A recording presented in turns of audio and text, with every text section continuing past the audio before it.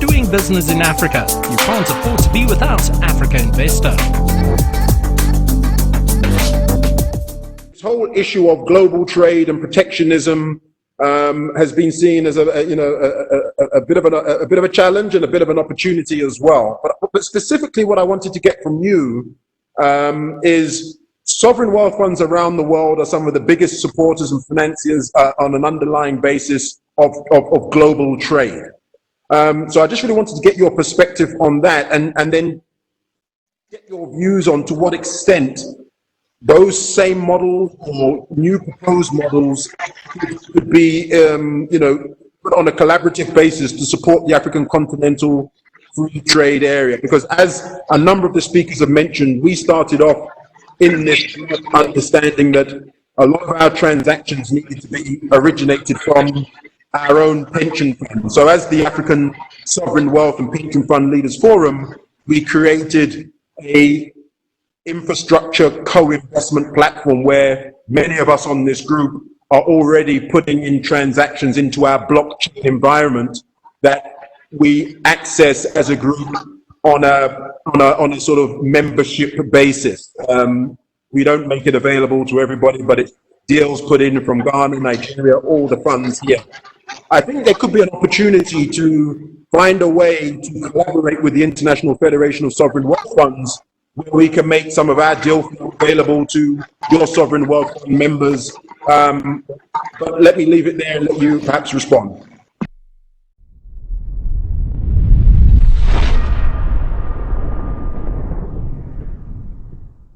Okay, I think you make a very good point, Hubert. One of the things that we have found from experience is, for example, we have as part of this group, we have Ayman from Egypt and Uche from Nigeria, is that when sovereign wealth funds certainly see similar-minded investment vehicles in that, so for example, in Egypt or in Nigeria, their sovereign wealth funds, where they have a long-term approach and a long-term investment approach. And what I mean by investment is something that makes a return. Where there is a similar type of institution, that can accelerate investment. So, and I think the principle is similar to what you expressed, Hubert, in terms of there's a certain club element, and whereby membership pre-qualifies you. And and Nicholas, I think, was talking about branded instruments in terms of things. And in a way, it's a pretty similar principle.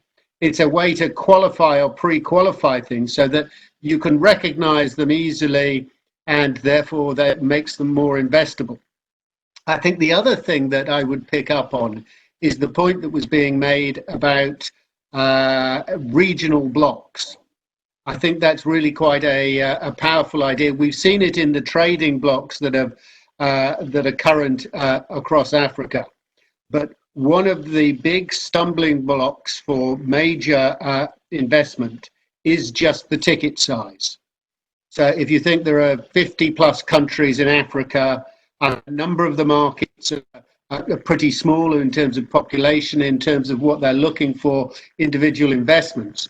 If we can make those, so pre-qualification, so that, as you said, Hubert, on whatever basis that is it definitely helps. We've talked about ESG. Lawrence is sitting on top of a potential huge amount of demand for ESG investments that, frankly, there is insufficient ESG qualified investments to be made. And Africa, therefore, should, given also its other strong profile benefits, such as the population growth, all of those kind of positive things that you have there. But if we can add to that the ticket size, so really those three things combined, so that we have the pre-qualification, we have the ESG qualified, and we have some kind of combination in a regional group that allows access to, that makes a market for an investment product that much bigger, that it goes across, whether that's a fund basis, which it most likely is in the first instance, Those three factors will be hugely important in helping to bring asset owner money in. And the other one I'd put in, as I mentioned before, is having those where those countries or regions have a, if you like, a sovereign wealth fund sponsor, or it could be a pension fund sponsor, because they're really very similar, both long-term investors. But where they can have a lead sponsor that, if you like, has paved the way there and can give comfort and recognition, then those are really strong factors to accelerate investment. And I'll leave you with one last thought. So we have just published some research that shows, despite the current crisis, we have seen no reduction in the risk appetite of sovereigns and other long-term investors. So despite what's happened, those investors actually were well positioned for the current crisis. They had liquidity, and they've been rebalancing portfolios away from treasuries into equities. And they are still seeking risk even in emerging markets. So currency is a different issue, but in terms of certainly equity and even debt instruments in emerging markets, there is still a risk appetite there. So despite the crisis, there is still very real opportunity. Doing business in Africa, you can't afford to be without Africa Investor.